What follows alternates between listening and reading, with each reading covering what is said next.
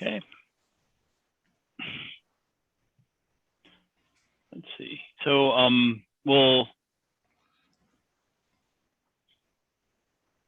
David, who from the WSSC team wants to start off? Would that be you, David? I can introduce everyone. Everyone. David's actually doing a couple of things. He's actually setting up a water station or something. You know, we do a lot of things at once here, guys. So multitasking. Multitasking. Okay. Yeah. Please bear with us. So I'll go ahead and introduce everyone if we're ready to start. Yeah, sure. So, good evening, everyone. Appreciate everybody coming here and joining us this evening for this important meeting about the complaint and resolution process with the Washington Suburban Sanitary Commission. This is a part of a series of community conversations that we've been having with WSSC, just regarding the sort of following up from the incident that occurred last September 10th. Where residents were seriously impacted by a major rain event, and many residents experienced damage as a result of the backflow from sewer pipes, from the water, the flooding that resulted from the inability of the water system to handle the amount of rainfall that occurred. So we certainly appreciate the Washington Suburban Sanitary Commission appreciate you making yourselves available to answer questions, to engage with the residents on how what's being done to prevent these incidents, and when they do happen, what residents can do to get to recover damages.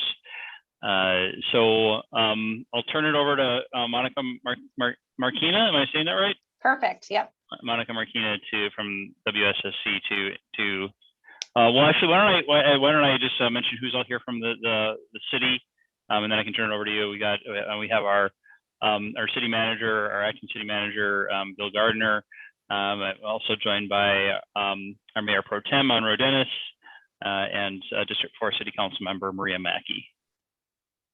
All right, Monica. Great. Well, thank you again. Good evening. My name is Monica Marquina. I'm Government Relations Manager for WSSC Water. And with me today, we have Mr. Russell Beers from our General Counsel's Office, Sharon Howell from our Claims Division, so Section Manager. And you guys all know David Wilkins very well. He's your dedicated customer advocate for you all. So today I wanted to start off with just a brief update on what we've done so far to address the September 8th rain event. So I'm going to go ahead and bring up a brief update for you and just walk through it. And just I want to give you a disclaimer that I'm not the subject expert on this matter. So if there's any questions, feel free to forward them to us after the meeting, and we'll get those addressed for you right away. But I'll go ahead and start. Now, I did remember seeing my share screen button, and there it is. 1 second. And now, just looking for it. I had all ready to go on here, so bear with me 1 second. Okay. Let me know if you can see it. Yes. Okay, perfect. Okay, so what we've done to date is we have started with our manhole inspections. It's a multifaceted process. So we went ahead and started some visual and video inspections that are being performed on the manholes used for access during the cleaning and CCTV inspections. We want to make sure that those all are nice and clear. We did quite a few areaway drain investigations. As you know, that was part of what led to some of the issues in September. These investigations are being performed to determine which homes in selected parts of the city have these areaway drains connected to the sewer system. As you know, while the areaway drains on homes constructed prior to 1965 are considered legal, very legal connections to the sewer system, they're one of the biggest contributors to basement flooding. And the interesting thing about this is, while you may have an areaway drain and not have any issues, a couple of homes down may actually have an issue. So that's where we try to do our investigations to figure out what's really going on and causing these basement flooding issues. So this is especially true after a significant storm event like we witnessed experience in September. We're also doing smoke testing. So smoke testing will be used to locate sewer defects and identify illegal or unwanted connections to the sewer system that contributes to basement backups during heavy rain events. These inspections are scheduled for later dates as they are only effective during dry weather periods. And again, everyone would be able to get notifications so that they know that these are going to be happening. So we don't just come into a neighborhood and start doing smoke testing. You would get advance notice. Okay, let's see if I can do this one. Okay, sewer cleaning. We've cleaned several miles of sewer mains so far throughout the city to remove capacity taxing grease, roots, and debris. The initial focus of this work was in the Calvert Hills area and will continue throughout other impacted areas. We've also done CCTV inspection of the sewer mains. Approximately 62,000 linear feet of sewer mains have been identified for inspection throughout the city. Those inspections have already started and will continue over the next few weeks. We've also done inspection of our service laterals. Inspection of service laterals are being performed in conjunction with the CCTV inspections of sewer mains. Individual service laterals are selected for inspections as problems are observed during the mainline inspections. So there may be some further work based on what our findings. And the last update is related to the backwater valve installations. Data from our maintenance management system, along with ongoing investigations, will be used to determine which residents should get a backwater valve as a short-term solution to sewer basement backups. Several homes have been identified for backwater valve installation, and the individual homeowners will be contacted so the installation can be performed as soon as possible. And the latest update was we've already heard back from some who have declined a backwater valve, and some are in the process of actually signing agreements with us. So what we do is we have a conversation with the homeowner and we explain to them that once a backwater valve is installed, it would be up to the homeowner to maintain that backwater valve. So after those discussions, they are able to make the determination whether it's a good fit for their situation or not. So far we have heard back from some that have said they were no longer interested, or they've moved since they brought into, they were interested in it. So various situations have occurred, and we do have some that are moving towards signing agreements with us, with that understanding that they would be able to be required to maintain the backwater valves. So we've done quite a bit since we last saw everyone, and if I'm happy to answer general questions. We also have again David Wilkins on the line. If there's anything specific to what I was able to share with you today, we're hoping that we're going to keep continuing to do this work. Obviously, the weather is getting better to where we're able to do more work, especially like the smoke testing and other and constant communication with those that are interested in backwater valves. And that's all I had.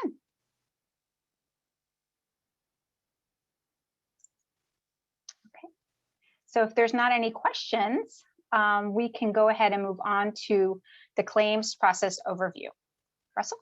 See if there are any questions, if anybody has any questions, you can raise your hand by clicking on the raise hand button in your Zoom.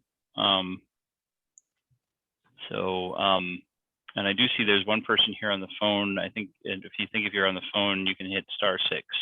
Let's see, Ms. Mackey. Yes, good evening. Thank you for coming. I appreciate the work that you're doing, and I hope that it really does help the problem. My concern is there's other places in the city of College Park that also have had some backing up problems. Is there any plan to be just looking throughout the city to make sure that our city has our city sewer system is working right? Thank you. Thanks, sure. David, did you want to go ahead and take that? I know that, again, we're going through all the systems, the whole entire system, but Bill, David, sorry. Sure, yes. We're not just only doing Calvert Hill, but we're doing all of College Park. And once we finish doing smoke testing, the CCTV of the laterals and the sewer mains, and then we will come up with an evaluation on what we feel is best for the whole city of College Park. Yeah. So these are, I should have said that. So these are the short-term, in the meantime, before we identify a long-term solution. Yes, correct. Yeah. Any other questions right now, or should we move on to the PowerPoint? All right. All right, I will take it away. Good evening, everyone. My name is Russell Beers, and I am the Deputy General Counsel for Washington Suburban Sanitary Commission. I'm here with Sharon Howe, who is our claims manager of the claims section.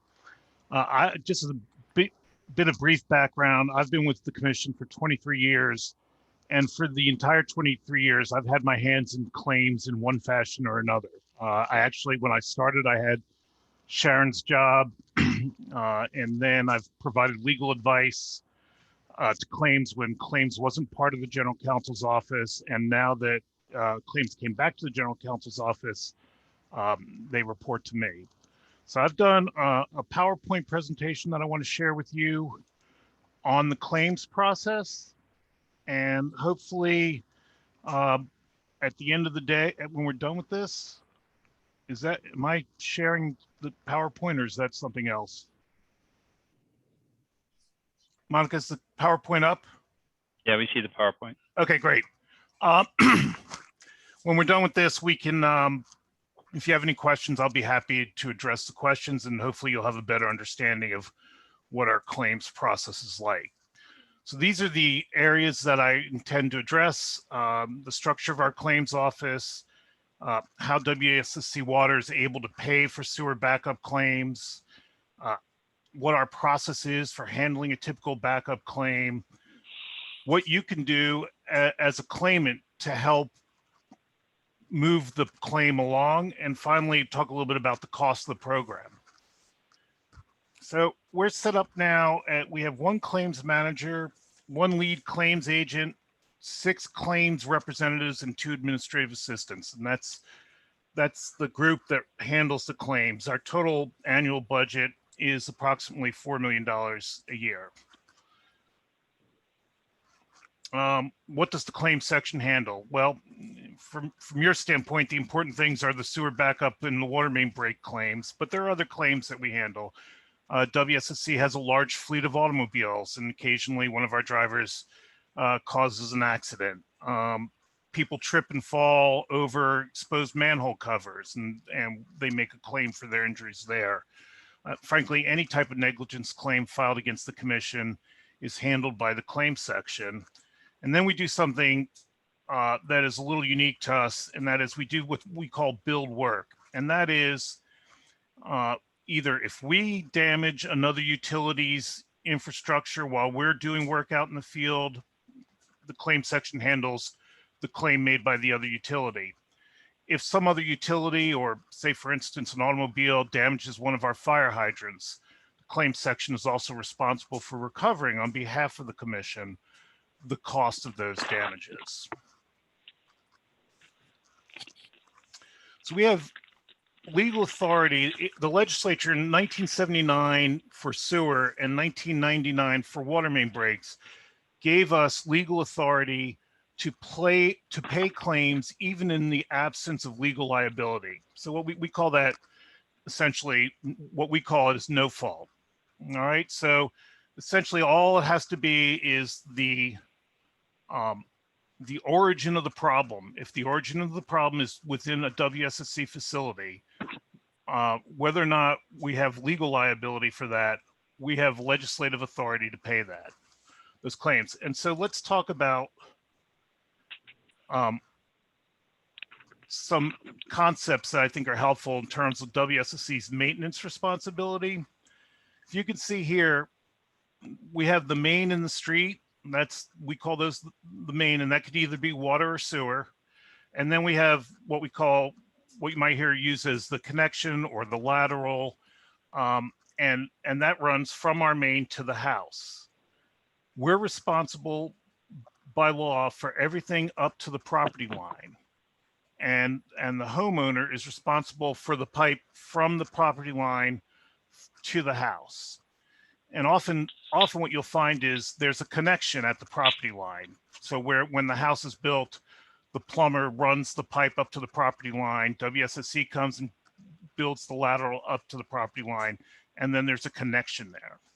So as long as the problem has its origin in this area, WSSC can pay that. Anything that happens in this area is the homeowner's responsibility.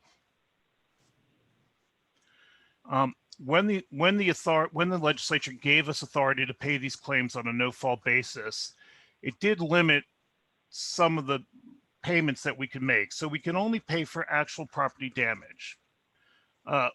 We can't pay if the damage was caused by an intentional act or the negligence of the homeowner.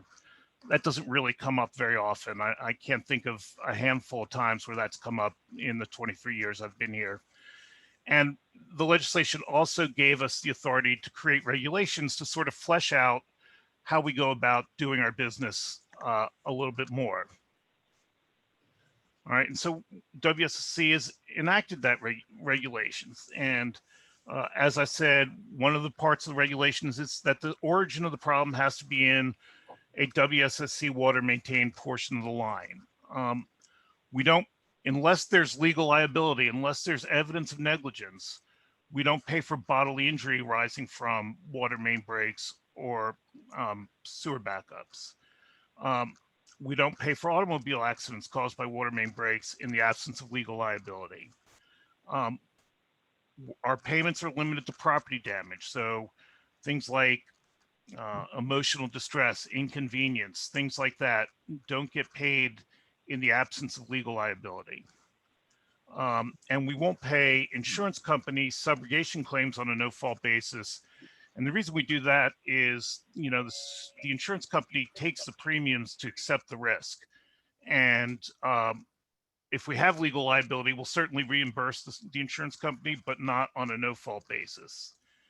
And the last thing that the regulation states is that we do pay on actual, what's known as actual cash value. And so it's a little bit different than dealing with your homeowner's carrier, because your homeowner, in most cases, by policy language, pays replacement costs. We don't pay replacement costs. We pay actual cash value, which is basically, think of it as the depreciated value of the item that was damaged. So now that we've talked about how we pay, how we're able to pay, let's talk about what typically happens when there's a sewer backup in someone's basement. The call will come into the emergency call center. The emergency call center will dispatch an inspector, and the inspector goes out and he or she does a couple of things. First thing they'll do is they'll pop open the manhole cover to see if there's flow in the main line or whether it's the main line that's backed up. And if it's the main line that's backed up, they'll immediately send out a crew to relieve the blockage.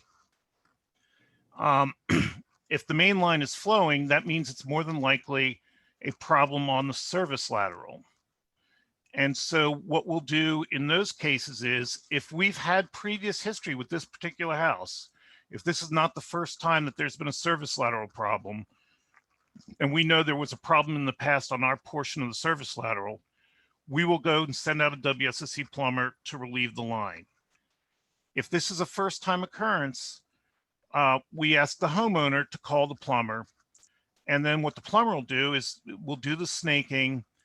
And if the plumber determines that the blockage was on the WSSC portion of the service lateral, then the homeowner can send us in the plumbing bill, and we will reimburse the homeowner for the cost of the plumbing bill, as well as any associated damages as a result of the backup.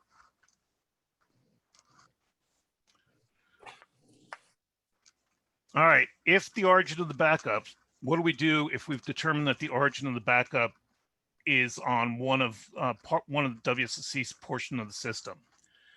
We have 3 cleaning companies on contract. And that's a large portion of that budget that we talked about earlier that we expend on these cleaning companies. And we will send them out immediately. I mean, these cleaning companies, they come out in the middle of the night. You know, as soon as we call them, they're required to be available 24/7. And what they do is they come in, and the first thing they do is remove all of the damaged items. You know, we remove carpeting. you know, in most instances, if the water or the sewage starts to wick up the drywall, we'll cut away 2 or 3 feet of drywall to make sure that we get rid of that. They clean and sanitize all of the impacted areas. They're all trained to do this.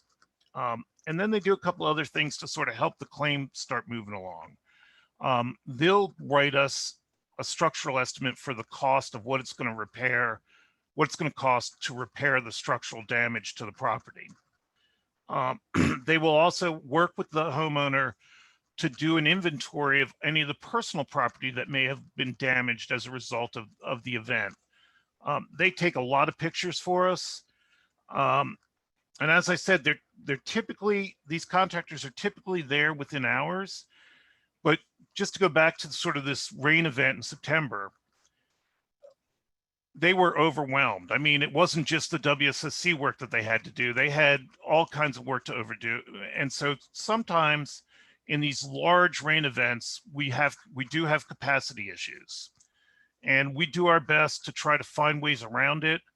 But it's the magnitude of the event that sort of creates problems. And so it might not be typically 3 or 4 hours. It might stretch out longer. And, you know, we certainly push them to get them out there, but that is a problem in these really large rain events. It sounds like you all may be more familiar than the average bear with surcharging, but I'll go through the surcharging thing. You know, basically in a large rain event, when the water enters the sewer system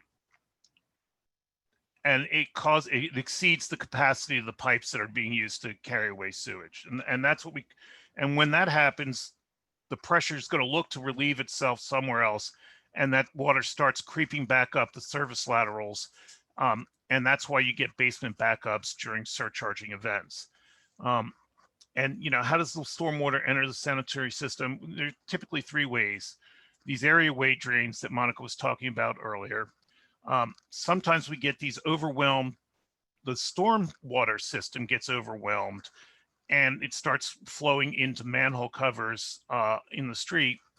And then we have what's called inflow and infiltration. Sometimes these sewer pipes aren't perfectly sealed and water can seep in through the groundwater into the sewer pipes and cause that problem. So that September rain event last year, we had 113 claims open that we attributed to the rain event, and 17 of those claims were from the College Park area.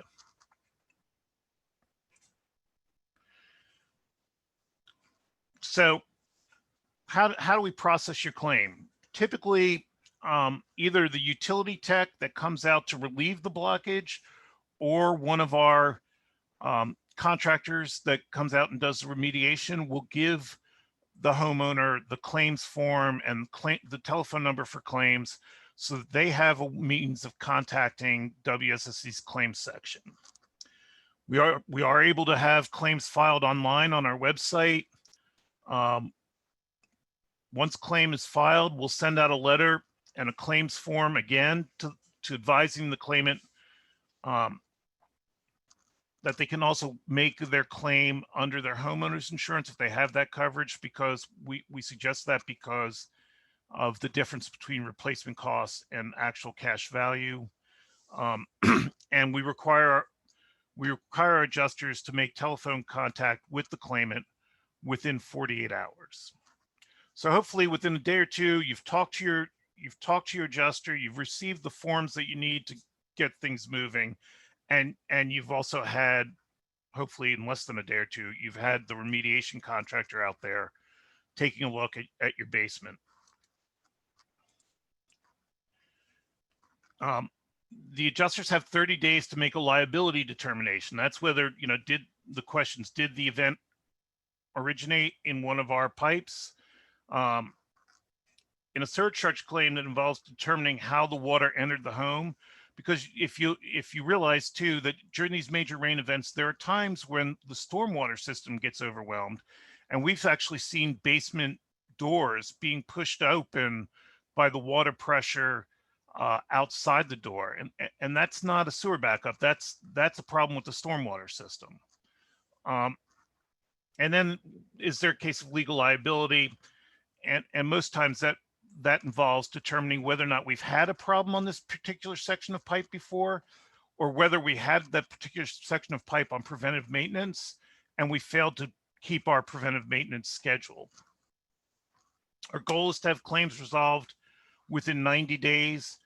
Last year, we averaged 73 days to resolve most sewer backup claims. What can you do to help us? First of all, make sure you call, if you're having a backup, make sure you call our emergency call center.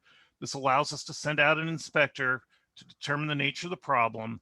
And if it's a problem in our facilities, it allows us to get the remediation contractor out to you as soon as possible. Take pictures. This will help evaluate the nature of the problem. It'll document your damages. And you can never have enough pictures. Now, we want to warn you that, this is not a completely safe situation. So we want you to be careful about how you're going about taking pictures. Make sure you take care of yourself first. And then finally, be your own best advocate and make sure you fill out the forms as quickly as possible, as completely as possible. And if you have receipts or credit card statements that can show us you bought this item on this day for this much money, the more information you can get us, the easier it is for us to do our jobs and the quicker it is we can get to resolve this claim. I've been doing this for a long time. I completely get that no one has receipts for everything they've purchased in the last year, yet alone the last 5 or 10 years. I couldn't get my hands on receipts for this. But to the extent that you can put that together, it's helpful. Costs. In fiscal year 2020, we opened 334 sewer backup claims. We opened a total of 1,094 claims for that year. So it was about a third of the claims, a little less than a third of the claims that we had were sewer backup claims. The sewer backup claims settled for about $1.125 million, which doesn't include the nearly $500,000 we spent on remediation contractors. So the commission is committed to resolving these. And as an aside, I constantly harp on the people in the claims unit that because we're paying these claims, we're able to pay these claims on a no-fault basis, that this is not just your normal insurance adjusting process. This is an opportunity to interact in a positive way with the customers. And I tell them they're customer service employees more than their claims employees. And so it is our goal to make every experience, to turn what is in its own nature a very unpleasant experience with us into something that people can walk away and go, look, hey, that wasn't bad. They reached out, they helped. So are we perfect on this? We are absolutely not perfect on this. Are we getting better? We're getting better every year. So I just want you to know that that's how we view how we handle claims. And I'd be happy to take any questions. Okay, thank you, Mr. Beers. Appreciate that informative presentation. I see we've had some more residents join us. I also want to note that we've gotten, in addition to Mr. Dennis and Ms. Mackey, we've been joined by Dr. Esters from the City Council. So why don't we go ahead and open it up for questions? And I see David Dorsch has his hand raised. Mr. Dorsch. Yeah, one of my houses flooded this past time, fairly badly. But I will say this experience with WSSC's claims department was 100% different than it was about 6 years ago. 6 years ago, same thing happened, same reason, but the claims department did everything they could to deny the claim. I even met with WSSC representatives, and they were telling me about the tests that they made to determine that this didn't come through their lines. But yet every time we discussed the test things, we found out the tests were not correct in their assumptions. So evidently WSSC has made a big change from about 6 or 7 years ago to their claims process. And this time it was very, very good. And I appreciate that. Thank you. That's always great to hear. 6 years ago, though, it wasn't, sir. So. Yeah. You know, not to pass the buck, but I wasn't there 6 years ago in the claims role. Okay. Okay, well, some good news. Okay, Manhole and Zulfi, good evening. You're muted. Yeah, sorry about that. Thanks very much for your presentation and for being here. And I guess, you know, my questions, I think, are maybe a little bit off what you were all talking about. I appreciate the rundown of how the claims procedure can unfold. And I like the idea of understanding something about the timeline. That was going to be one of my questions to you. But I guess what I'm still interested in, having just, I guess it was last Tuesday, I'm not really sure. I was up on campus. It was one of those days when it was raining and not really raining very much. The amount of water that was just pouring down from the campus into College Park was just enormous. And this was not a rain event. This was just rain. So I guess I would still want to know, and I think that this is maybe not your expertise, but here I go. I'm still interested in the mitigation process. And, you know, these the backup valves, you know, that's one way for us to sort of be proactive, I suppose. But I'm wondering about what you initially were saying about how many people or several people who had the option of installing the backup valves decided not to.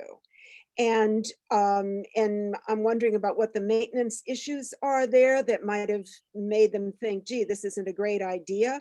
And so, okay, so maybe they're not going to do backup valves. So where are we then? I mean, are we still going to be dealing with increased rain events? And we're lucky we have a more streamlined claims process. But apart from that, it's still a terrible situation. Is that where we are?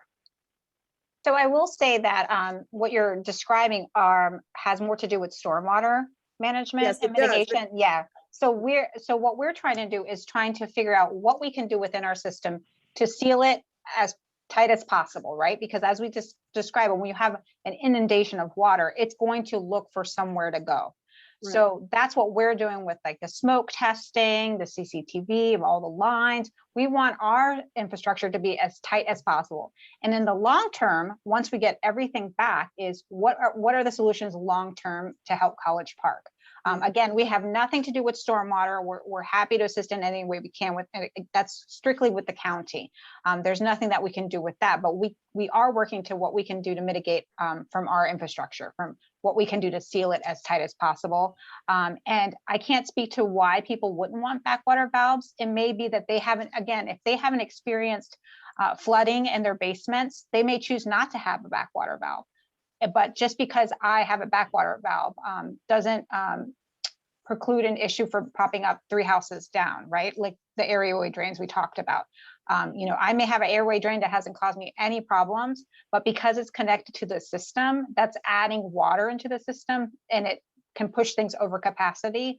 So we're trying to figure out those homes that we think by alleviating those area drains, we could alleviate our the inflow of water into our system.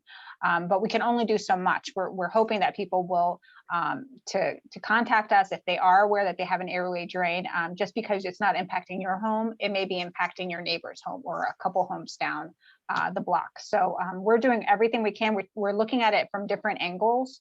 We're not trying just one thing and hoping that alleviates the problems in College Park. We are doing all that we can in various ways. So we always are looking for input. But again, unfortunately, there's nothing that we can do with the stormwater management mitigation. Yeah, thank you so much for that. I have one other small little question, and that is, how do I tell where my property line begins? I mean, I've had people digging within 7 feet of the sidewalk into my property, and I thought it was kind of a lot to be taking away from my property. But so I'd like to know, how do you find that out? Well, I can answer that question. Sometimes if your neighbor has a fence, you can probably tell by that way. Utility poles. If you have utility poles like on your street, the utility poles, but the Pepco poles are normally placed at the property line. So the property line is normally, you can say, a foot or two if you have sidewalks. From the sidewalk onto your property, normally about a foot or two onto your property from the sidewalk. Yeah. Okay. I don't know why the WSSC was digging a good 5 feet into my property. I have pictures from a few years ago. But okay. I mean, I can sort of, I guess I can try to figure that out, but thank you very much. You're welcome. Okay, I'll add to that real quick. Usually if you have a driveway and there's an apron for your driveway, the drive up part, there's a line that separates the city's property from your property. Like if something happens to your driveway at the end of your driveway and the concrete breaks, that's the city's kind of like denominator of telling where that is. So that's a good way of looking at it, because usually our streets have a pretty wide right of way, and that right of way does come up into most people's yards that don't have sidewalks. They don't think about it like that. But if you do have a sidewalk, it is usually about a foot inside of that sidewalk. yeah, thank you, Mr. Day. Mr. Dorsch, did you have a clarification, a response to that question? Or to Mr. Dorsch? Mr. Dorsch, Yes. Trying did to, you want to Okay. respond to that question, or do you have a different question to ask? well, I had a question about the airway. Okay, well, we have a couple other folks in the queue, so I'll add you to the queue. Let's see, Mr. Sawyer? Matthew Sawyer? Yes.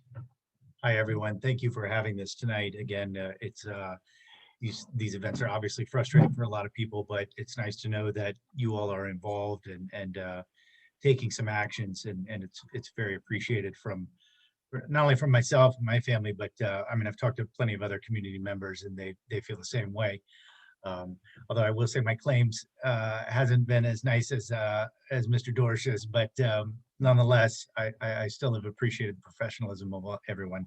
But I'm curious about the actual cash value that, Mr. Beers, that you mentioned, and I believe you said it was by some regulations that were promulgated, and I'm just kind of curious about where those regulations are and why or how that was determined, because that's where I'm kind of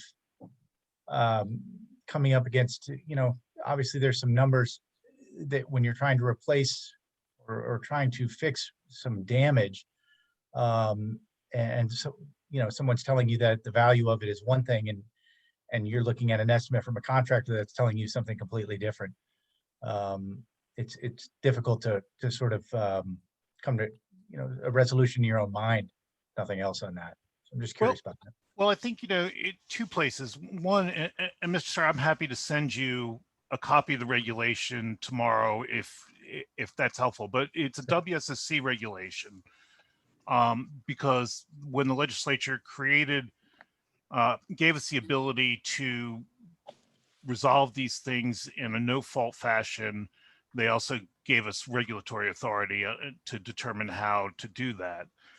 But I think it's also a general concept of Maryland law. I mean, you know, it's you get put back in the place that you were immediately prior to the incident. So the example that I use all the time with people is, you know, if you have a 10-year-old television, you know, if I get you a brand new television in response to the event, you're in better shape than you were the day before the incident. So and that's standard Maryland damages law on that subject as well. Yeah. Okay. I would. Yeah. All right. Okay. Very good. Thank you. But I will get that regulation out to you tomorrow. Please. Thank you. You're welcome. Thank you, Mr. Sawyer. Let's see. Wanted to know we've been joined by District 3 Councilmember Robert Day. Good evening, Mr. Day. And I wanted to note the other District 3 Councilmember, John Rigg, wanted to be here this evening, but he's in Colorado visiting family, so wasn't able to join. But he's both of them are available. I know that District 3 has a particular interest in because of the event on September 10th, but both are available to answer any questions that people want to address to them directly. So let's see, we'll go to Councilmember Esters. Thank you, Mr. Mayor. Thank you, Mr. Beers, for your presentation. I do have a question about reimbursement for repairs. I'm aware of a few instances where residents, and at least one of them was in the past few months, had a bill for the actual repair, yet was offered a reimbursement for much less than what the repair cost. So I wanted to ask about why something like that would happen. And this is not replacement of anything. This is about the actual repair. I really don't have a good answer for that one. If someone wants to reach out to me, I'm certainly willing to look into it. Sure. So may I just ask for clarification that the actual repair should be reimbursed? Should be. The cost of repair Right. should be reimbursed in full. Unless there was some issue about what the cost of the repair actually was. I mean, I have a hard time. Sharon, do you know anything about this? You're on mute. I'm sorry, can you hear me? Mm-hmm. Okay.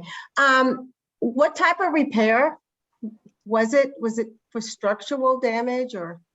I don't have the information right in front of me, but I do recall the individual contacting me because they were confused as to why they had this bill that cost a certain amount, yet they were offered a reimbursement of less. They had to work a little bit more to eventually get the reimbursement in full, yet they were frustrated because they had to go through that process.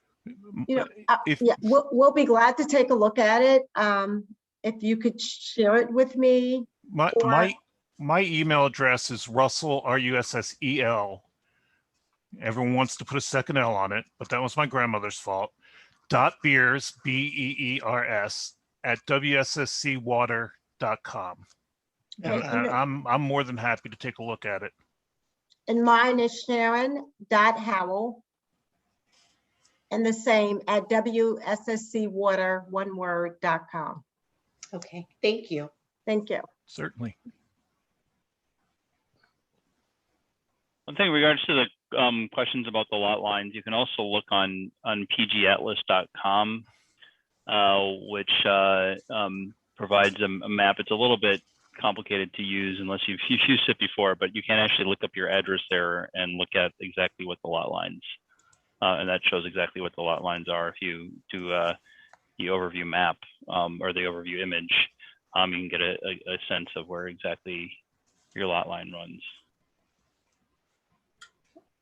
Let's see, Mr. Bear.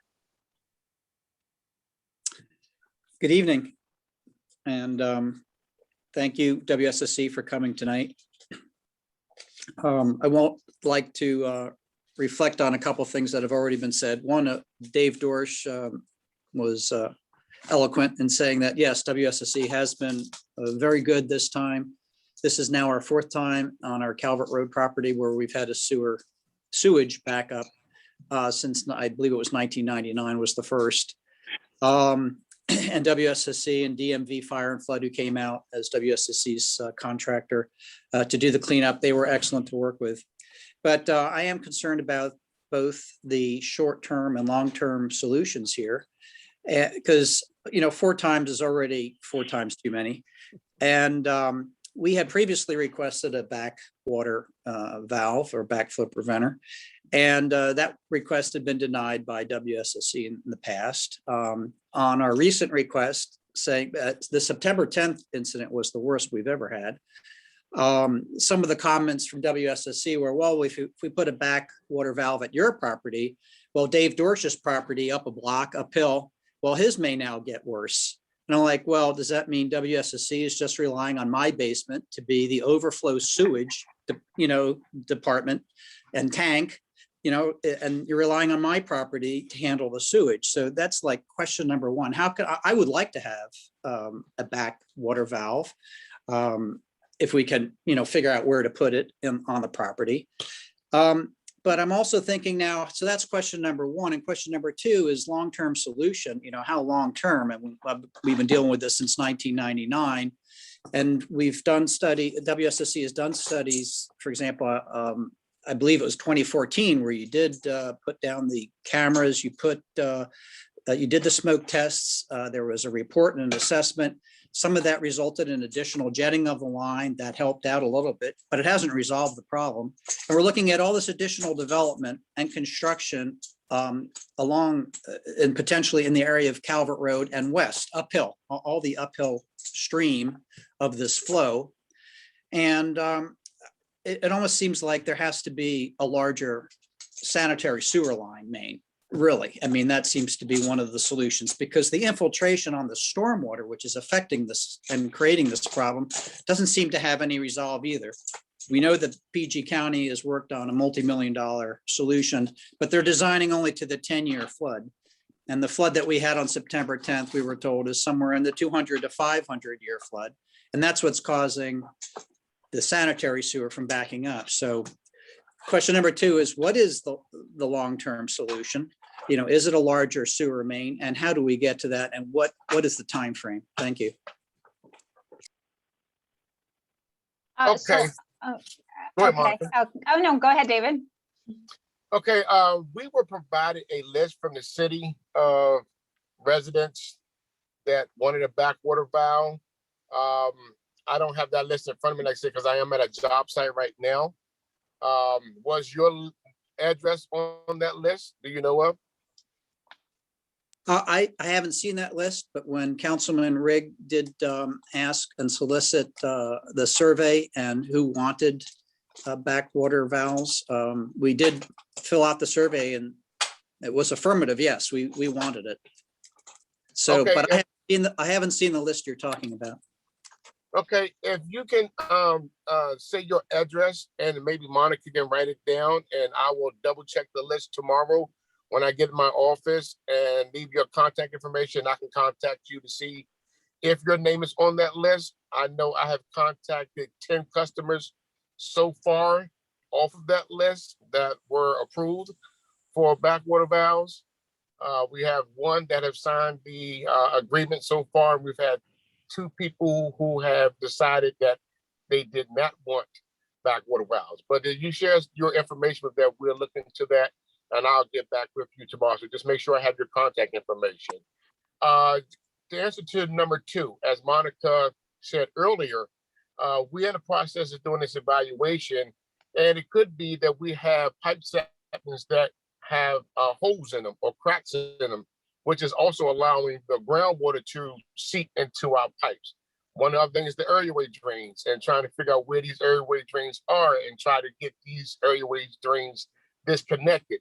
That's another solution to that's another long-term solution. So not everything is going to be, oh, we need to make a bigger main. Some of them is just, we need to seal our mains up so we won't let that inflow inside.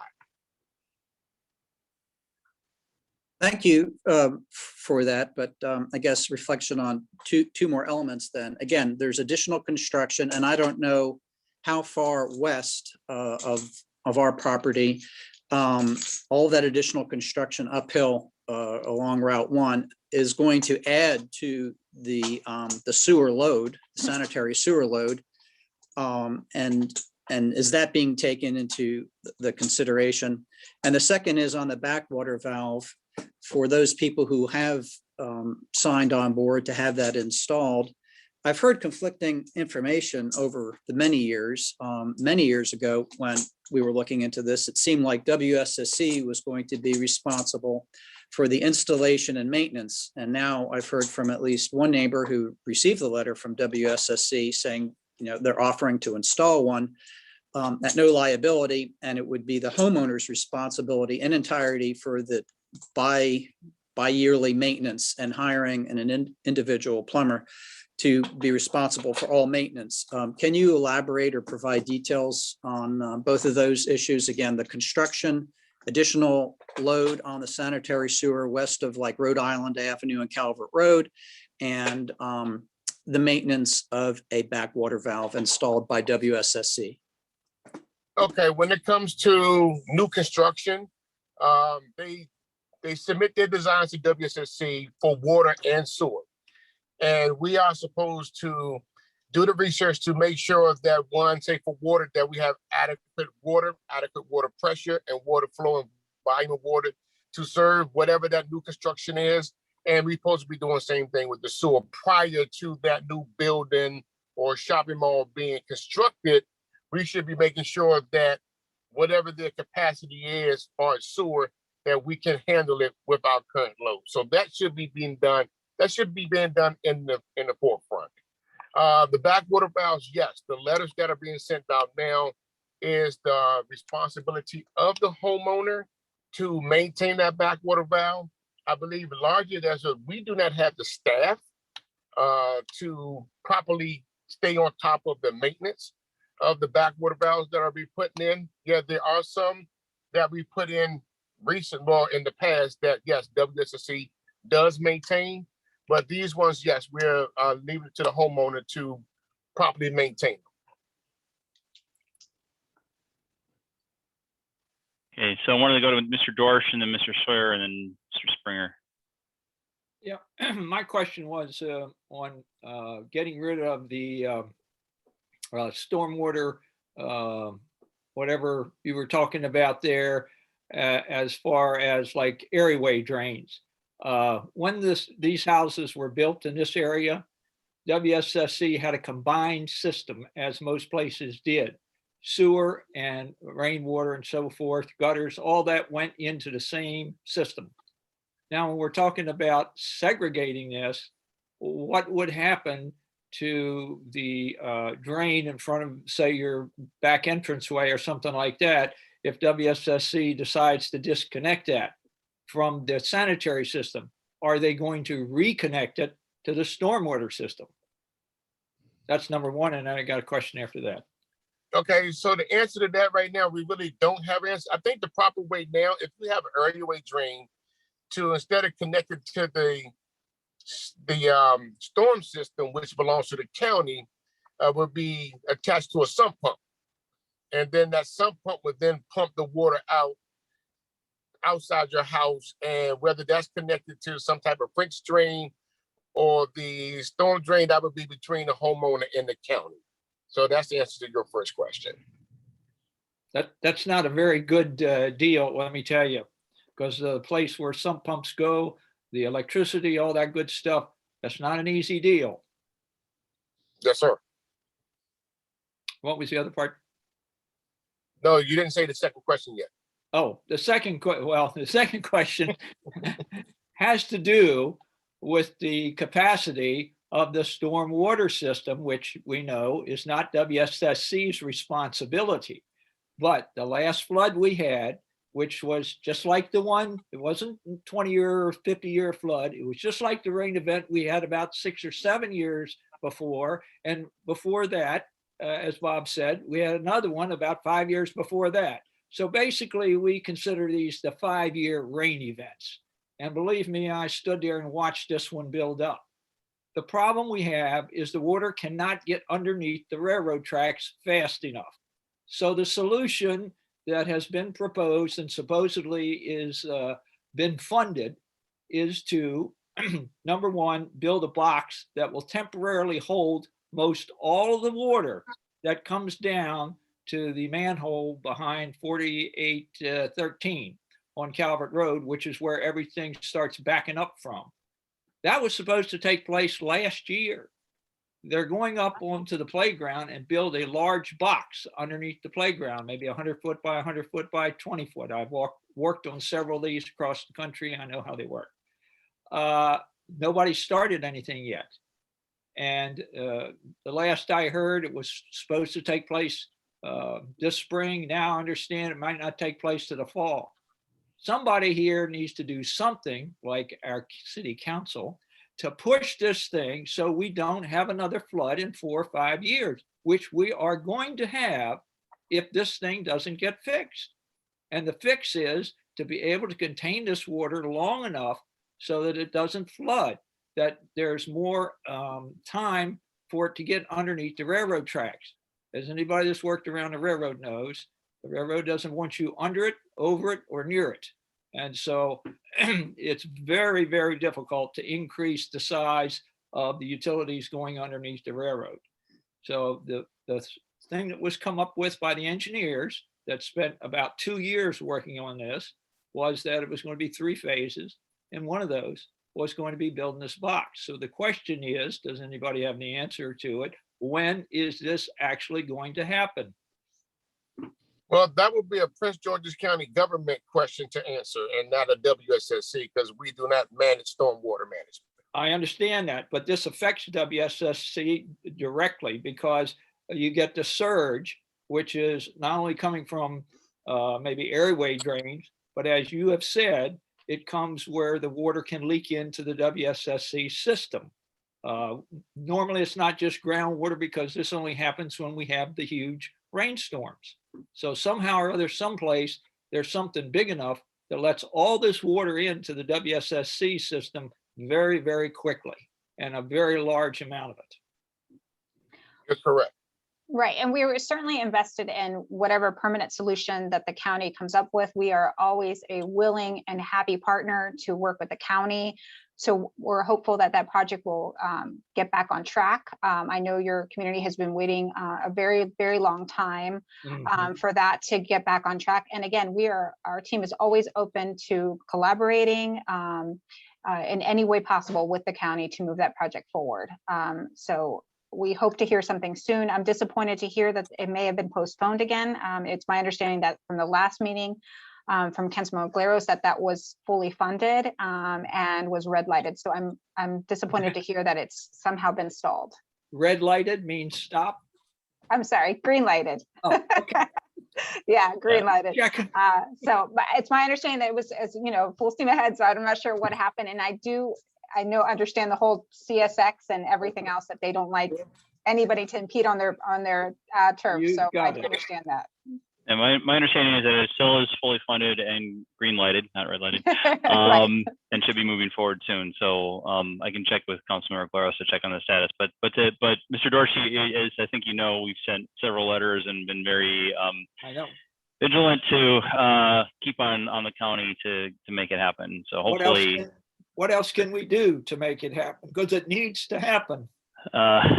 I understand it will be happening. So, but you can keep on writing letters to let the county executive know about your concern and eagerness to make sure it happens. And I know that County Councilman Glaros is working with us on getting it done. So, okay. Let's see. Let's go to Mr. Sawyer again, and then I'll go to Aaron Springer. Thanks again. So I'm just curious, with the regularity with which these events are happening, I'm curious as to whether you all think that it's, or what the proportion of the surcharge is coming from, whether it's mainly coming from the areaway drains, which makes a lot of sense just in a common sense fashion to me, or whether you think it's mostly the cracks, or what has there been a determination as to what the major source of these surcharges are? No, not definitively. It's just a combination of them all. Yeah. And so, which is why we have the multifaceted approach with sealing our system up as much as possible, talking to homeowners to see if flow valve would make sense for them, disconnecting airway drains when possible. So, you know, unfortunately, there's just not one solution that's going to work in a system that's this old. And we're hoping to, once we're done with the investigations, including the smoke testing, that we will have long-term solutions to present to you guys in the very near future. And is there any sort of program at all to disconnect the areaway drains? Because I haven't heard anything about that. No, currently at this time, we do not have a program for disconnection of areaway drains. Yeah, right now we're in the identification phase where we're identifying properties that potentially has these on site. Again, that's also up to a homeowner. If a homeowner doesn't want to tell us that they have one of these connections, they don't have to tell us. At some point, they were legal connections up until tonight, so they don't actually have to tell us, and they may not know that what they have on their property is impacting someone down the street. So there is some reluctance, I'm assuming, to let us know and to disconnect them. Understood. And approximately, since you've been doing the testing, about what's the percentage of areaway drains that are in a neighborhood like ours that are connected to the sewer system? David, do we have a percentage? Ballparkish. No, we currently don't have it. We're working on that information now, and we can get that to you as soon as possible. We're still currently doing investigation, and the smoke testing is one of the ways that we can actually find out without a homeowner actually letting us know. We're just waiting for the rain to slow down, where the ground can get dry enough that we can do a productive smoke test investigation. Right. I mean, well, of the smoke tests that you've done, do you have an idea of, I mean, if you've done, say, 100 smoke tests, any idea how many of those have reduced areaway drains that are connected to the sewer system? Like I say, at this time, I don't have that information, but we can reach out to the sewer group and get that information for you. Okay. Mr. Springer? Hey there. As a non-WSSC and Prince George's County issue and University of Maryland issue, based on discussions we had, sorry, WSSC, real quick. University of Maryland early on was quick to bring somebody out and say, where did you see flooding? How bad was it? And there was some mitigation done 10 years ago by University of Maryland. Since we are in this partnership with them, perhaps the university needs to spend a lot more time and money on mitigating the water upstream before it needs to be mitigated and dealt with down here. So council, please, some pressure on our friends would be great, because there's a whole lot more they can do. And also water coming off of the Hyattsville corner by University Park, there's all sorts of catchment that could be done on that. I've been looking at topo maps and there's more to be done. But anyways, enough of that. Mr. David, I got a call from you the other day regarding a clean out valve, and I'm waiting for emails. Are emails coming? Yes, sir. Make sure that on, but yes, sir. As soon as I get your letter, because I do have your email address. As soon as I get your letter in my hand, I will be emailing it to you. Okay, so am I waiting on a form to respond to, or do I need to send you something? No, you're waiting on me to send you the form, and then once you get it, you read it, you sign it, send it back to me, and we'll put you on the list. Cool. Pardon my over eagerness. It's like Christmas Day. So thank you. Thank you. You're welcome. Mr. Bear? Some additional comment on some of the things that were said. I was aware that on Drexel, WSSC did separate out some area drains that, I don't know if it was through a smoke test or other means. They excavated in a couple properties and then separated out those lines and made reconnections. That was my understanding, at least. So kudos for whoever did do that.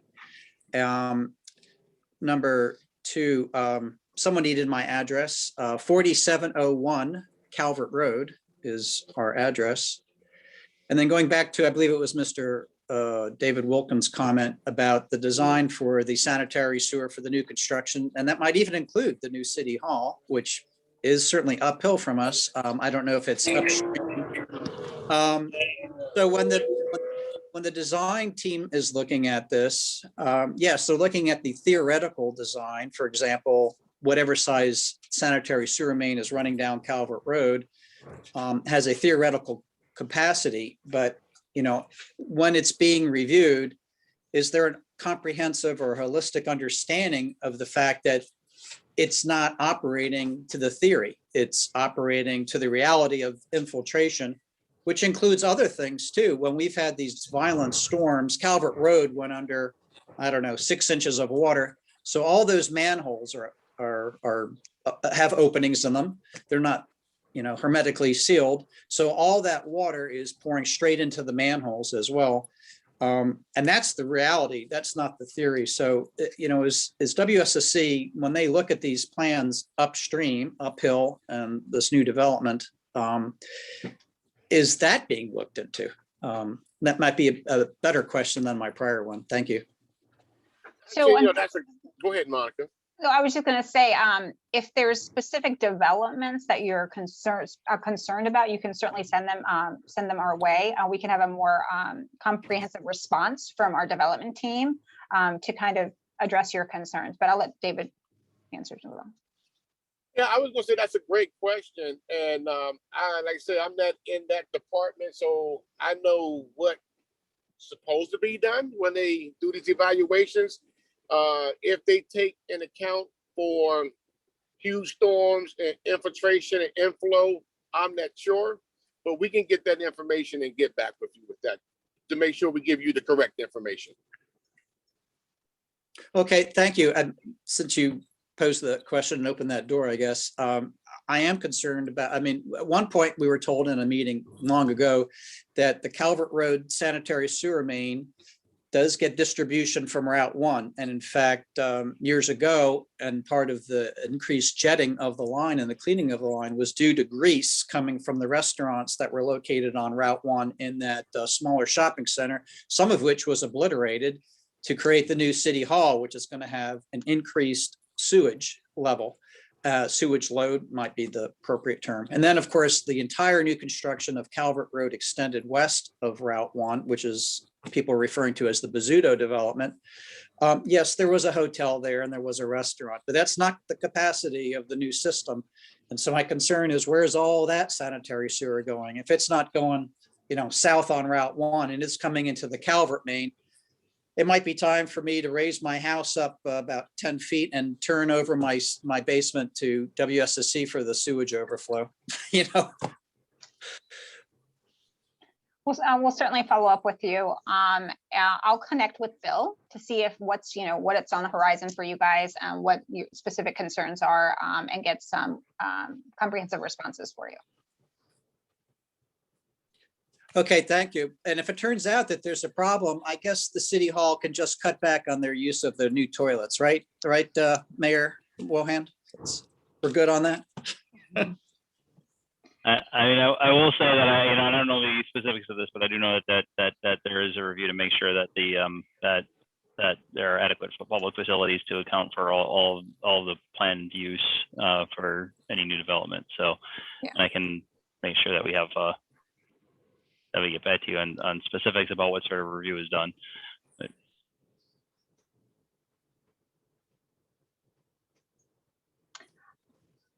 if there was, I just wanted a quick, I would be remiss, and I love that we have some members of our community. I'm hoping that everyone can spread the word that we are looking for folks to understand that there is quite a few delinquencies through our system right now in both counties. We are encouraging everyone, please, to contact us to get on a payment plan. I know these are very trying times for so many of our community members, but we have a team ready to go to assist in any way possible, whether that's getting on our customer affordability program, or just lengthening those payments out for a long period of time. We've extended the payment plans for everyone, but at some point our moratorium on cutoffs and late fees will have to come to an end. As you may know, WSSC Water is fully funded by our ratepayers. We do not get federal money, we do not get a dedicated state money, and we get no county money or municipal money directly to support our system. We are a public system by county agency that's overseen by 2 counties who do not provide funding to us. So at some point we are going to have to look at our options. So at this point, we're asking everyone to please, as council member and mayor, please express to your residents that they really need to reach out to us. We know that it may seem overwhelming when you're faced with a $800,000, $900,000 water bill, but the sooner you get on a payment plan, the sooner that we can help you. Thank you. Great point. Thank you. Let's see, any additional questions? Mr. Dorsch, do you have a, you're muted. Mr. Dorsch, if you're talking to us, we can't hear you. Sorry. There you go. If anybody wants to know, there's a website that shows you how prone your property is to flooding. It's called Flood Factor, FLOOD-FACTOR.com, floodfactor.com, and it shows the percentage of people, like right down here on Calvert Road, how susceptible they are to flooding. So, and they're pretty susceptible. Great. Thank you. Thanks. Good information. Okay, any closing questions or thoughts or comments? Okay. All right. Well, thank you again to